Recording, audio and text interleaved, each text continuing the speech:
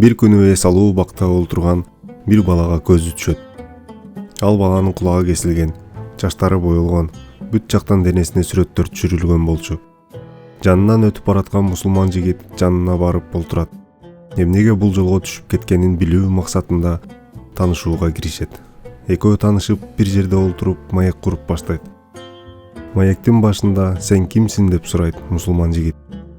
"Эмнеге бүт денеңди өзгөртүп алдың?" Балага жооп берет. Атын айтып, "Бул менин образым" дейт. "Сенин образың шайтандыкында экен. Ал эмне үчүн?" дегенде бала жооп берет. "Анткени мен Люциферге баш ийем. Силердин тилиңерде айтканда иблиске" дейт. Балага кызык болот. "Эмнеге Кудайга баш ийбейсиң, иблиске ийесиң?" деп суроо берет. "Мен мурда сага окшогон адам болчумун. Кудайга ишенген.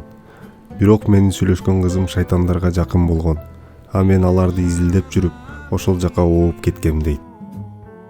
"А сен тозок бар экенине жана бейиштин бардыгына ишенесиңби?" деп сураганда, "Ооба, мен да сага окшоп баарына эле ишенем, Кудайдын бардыгына, бирок менин Кудайым иблис. Биз ошонун мыйзамы менен жашайбыз, ошонун образы менен кийинебиз, элдерге аны таратабыз" дейт. "Иблис эмне кылат силер үчүн?" дегенде, ал бизди тозок отунан сактайт. Бизди өзүнүн балдарындай кабыл алат тозокко барганда" дейт. "Сен айтып жаткан иблис Люциферди да Кудай жаратканын билесиңби?" "Жок, ал мурдатан бери бар болчу" деп жооп берет. "Анда сенин оюңча Кудай экөөбү?" дегенде, "Ооба" дегендей кылат. "Анда Кудай экөө болсо алар согушуп кетмек да. Кудай бирөө, ал да болсо Аллах" дейт. "Иблисти Кудайым жараткан, иблис да бейиште болгон. Аны адамга баш ий дегенде, мен бул адамга баш ийбейм, анткени мен андан күчтүүмүн" деп жооп берет. Иблисти тозокко өмүр бою каласың деп буйрук чыгарганда, иблис суранат: "Акыретке чейин мени жерге түшүр, мен адамдарды алдап бүт баарын азгырам" деген. Анын максаты да ошол. Азыр сени алдап жатат, а сен ага ишенип жүрөсүң" дейт. "Ал эми сен Куранда айтылган боюнча айтып жатасың, мен Куранга баш ийбейм" деп жооп берет. "Мен эч сага түшүнө албадым. Эгер ал тозокто болсо, сени кантип тозок отунан сактап калат? Ал тозоктун королу, туурабы?" "Ооба. Ал тозоктун королу болсо, ал тозокту башкарат. А биз анын адамдарыбыз. Биз тозокко түшкөндө, ал бизди кыйнабайт" дейт. "Тозокто бүт баары от болсо, ал эмне сага суу алып келип бермек беле?" дейт. "Жок, тозок 7 кабаттан турат. Биринчи, экинчи кабатында от, калгандарында от жок" дейт. "Биз ошол бийик кабатына түшөбүз, эгер анын айтканы боюнча жүрсөк. Биринчи отко күйгөндөр, алар ага баш ийбегендер, бирок күнөө иш көп кылып адашкандар" деп жооп берет. "Токто, эгер сен аркы дүйнөдө тозоктун отунан корксоң, анда Аллахка ишенип бейишке кирсең эмне болот? Эмнеге сөзсүз тозокко түшүп, күйбөштүн жолун издеп жүрөсүң" дейт. "Сен да баш ийеткенсиң шайтанга, мен Кудайга ийем. Ошол шайтанга ийгиче Аллахка баш ийип бейишиңди тап да, эч сага түшүнүп жете албадым" дейт. "Мен азыр сага түшүндүрүп берем. Мусулманчылыкта үйлөнгөнгө чейин зына кылганы болбойт, туурабы?" "Ооба. Эркек менен эркек үйлөнгөнгө болбойт. Музыка клубтарга, арак ичкендерге болбойт, туурабы?" дегенде, "Ооба" деп жооп берет. "А алардын баары бизде болот" дейт. Ошондо бала түшүнөт.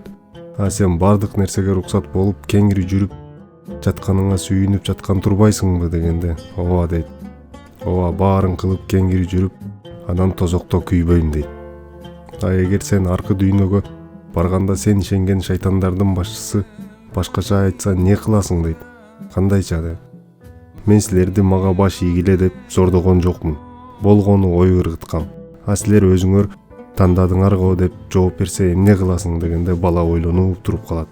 Ал шайтандар негизи азгырганы жаралган. Аларга уруксат берилген жалган айтканга.